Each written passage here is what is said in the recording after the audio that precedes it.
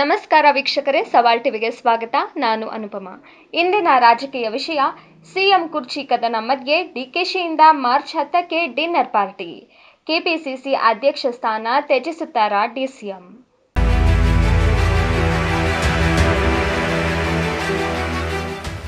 ಒಂದೆಡೆ March 6ರಂದು CM Siddaramaiah 2026ನೇ ಸಾಲಿನ ರಾಜ್ಯ ಬಜೆಟ್ ಮಂಡಿಸುತ್ತಿದ್ದಾರೆ.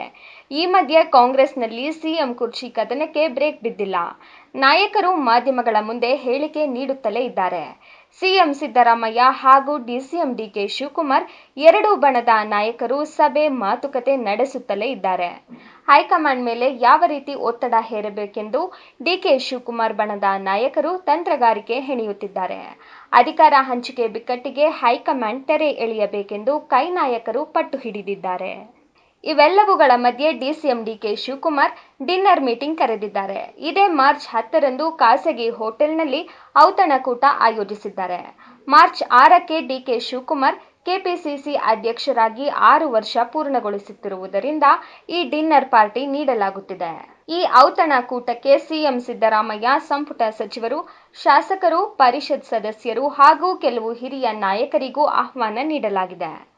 ಕೆಲವು ದಿನಗಳ ಹಿಂದೆ ಮಾಧ್ಯಮಗಳ ಮುಂದೆ ಮಾತನಾಡುವ ವೇಳೆ ಡಿಕೆ ಶಿವಕುಮಾರ್ ಪಕ್ಷದಲ್ಲಿ ಹೊಸ ಮುಖಗಳು, ಹೊಸ ನಾಯಕತ್ವ ಬರಬೇಕು, ಹಳಬರನ್ನೇ ನಂಬಿಕೊಂಡು ಪಕ್ಷ ಇರಬಾರದು ಎಂದು ಹೇಳಿದ್ದರು.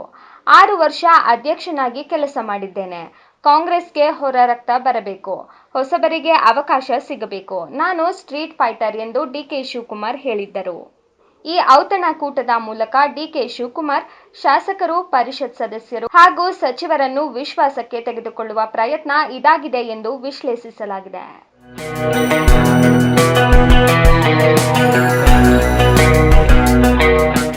ಇದೇ ತರ ಹೆಚ್ಚಿನ ವಿಡಿಯೋಗಳಿಗಾಗಿ ಸವಾಲ್ ಟಿವಿಯನ್ನು ಸಬ್ಸ್ಕ್ರೈಬ್ ಮಾಡಿ, ಲೈಕ್ ಮಾಡಿ, ಶೇರ್ ಮಾಡಿ, ಹಾಗೆ ನಿಮ್ಮ ಅನಿಸಿಕೆಗಳನ್ನು ಕಮೆಂಟ್ ಬಾಕ್ಸ್ನಲ್ಲಿ ತಿಳಿಸಿ.